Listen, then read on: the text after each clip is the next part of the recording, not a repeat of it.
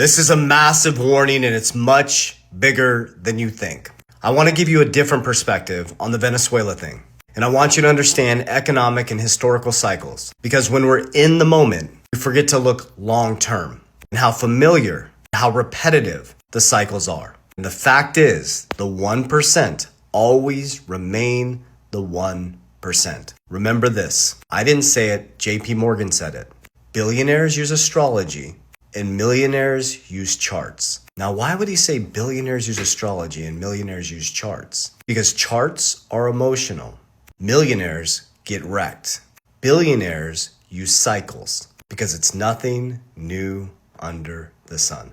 I'm going to give you a different perspective now. It's just my opinion, my research, do your own. But I'm always going to share with you exactly what I'm doing, the why behind it, and how I'm positioning my family to prepare for one of the biggest economic shifts that we've ever. This will not happen in our kids' time or our grandkids' time. The only thing that's different, how massive the shift is into a new economy, how you can position yourself to take advantage of it. But the fact is, most people be caught in the day-to-day emotion of the news and the hype. Okay, the factors around Venezuela. I'm going to take you back to 2003. It's the same thing every time. In 2003, when Saddam Hussein was captured, the markets rallied temporarily.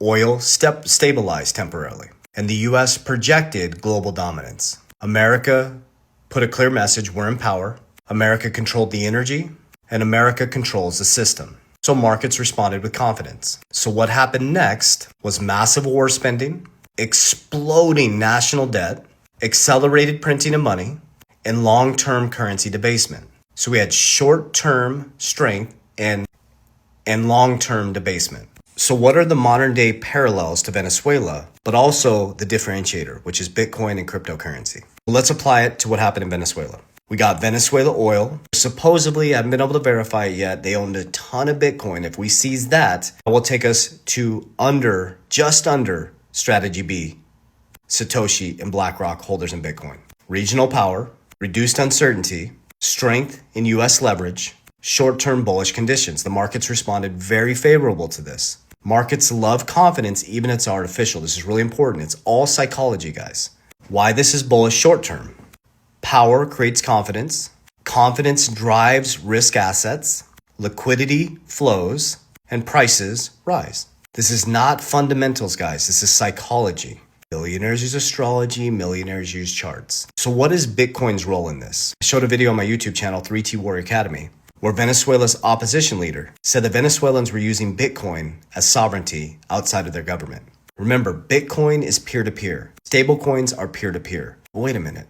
Trump came back and ran as the Bitcoin president, the crypto capital of the world, created the Stablecoin Act. He now has the fastest growing stablecoin, USD1, through World Liberty Financial, which the Trump boys run and the Witkoff boys run. So they have World Liberty Financial, USD1, their own stablecoin. We brought Tether into America, and now America dominates the stablecoin market, the Bitcoin market, and now oil, and heading to gold.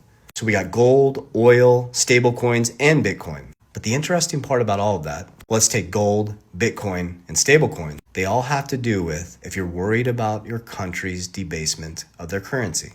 Larry Fink said, if you're worried about your country debasing your currency, Bitcoin might be a good option. So they are quietly, not quietly anymore, loudly positioning themselves in the new gold, Bitcoin, in the new infrastructure, cryptocurrency. I don't care if you invest in crypto. I have my own zone of competency. That's my zone of competency. But I do care that you understand that cash is trash. And what's about to happen is Trump taking over oil now, taking over Bitcoin now. Witkoff family wanting to tokenize everything. Larry Fink took over Bitcoin. The largest asset manager in the world, the president of the United States, his family are deep in cryptocurrency and Bitcoin. And they cornered the stablecoin market. They now have the perception of dominance. Oh, we're heading into midterms. I told you guys the markets are going to go bullish in 2026 before we go into midterms. Remember, all markets are temporary. So you need to prepare yourself looking forward to what happens when they print a ton of money in a low interest rate environment and debase your currency, your fiat. You can now clearly see that countries, billionaires, multimillionaires are preparing themselves for the debasement of the global fiat system because there's a new system and rail being built, which is distributed ledger technology, asset-backed currencies, gold is a new digital gold, money moving at the speed of light. What is going to happen by 2029? The next president is going to run on hyperinflation. Americans can't buy a home, it's way too expensive. The debasement of our currency, middle class can't afford to live, and the wealthy became extremely wealthy. So they're going to run on wealth gap, inequality in the middle class moving down to the working poor, and by 2030, you're going to own nothing and be happy. I didn't create the system, I just understand the cycles of it. It's nothing new under the sun. Middle class is somewhat of a new concept after World War II. World War II, our grandparents came out of the Great Depression, guys. They were scared.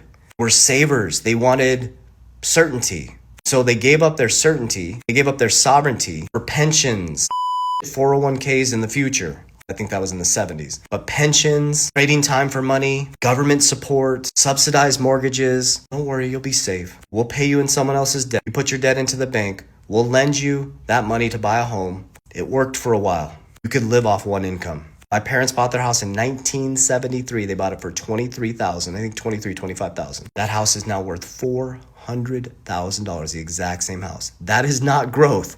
That is the devaluation of your currency. And I don't think people understand. This is not our grandparents' economy anymore, our parents' economy anymore. You cannot operate in the old financial system. You cannot invest the same as our grandparents and parents did. It does not work anymore. Savers are losers. That is why they're moving into Bitcoin. That is why gold is at an all-time high. That's why silver's at an all-time high. You have to wake up and study historical cycles. The 1% will always remain the 1%. We don't need stimulus checks. We need financial literacy. We need to understand how inflation works, how printing of money works, how the middle class is going to appear to become wealthy over the next 2 to 3 years because everybody's just going to monetize more debt, buy bigger houses, bigger cars, nicer watches because they can refinance debt. That is not economic growth. That is economic slavery.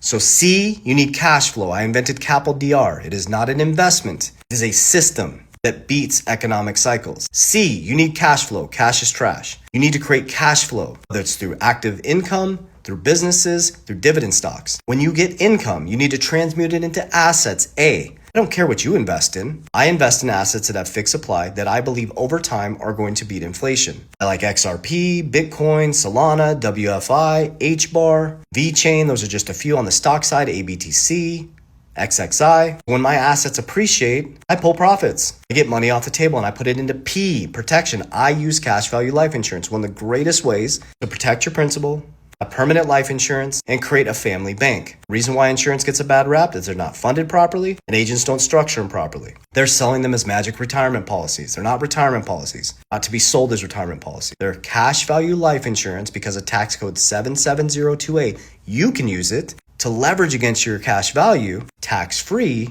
very low interest to go buy more cash flow and assets. That's how richest man in Babylon works. Then L is leverage, which I just explained. And don't believe these influencers telling you to leverage your crypto.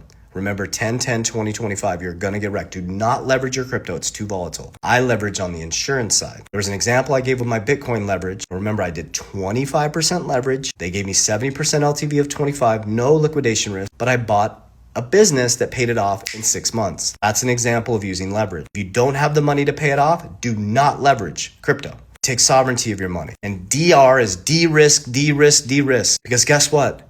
When it gets bullish, you forget about the bear market. There will be another bear market. There will be another stock market collapse. It just moves from the undisciplined to the disciplined. When the undisciplined get wrecked, we come back in and buy the fear. That's how it works, guys. I didn't create the system. I just understand it.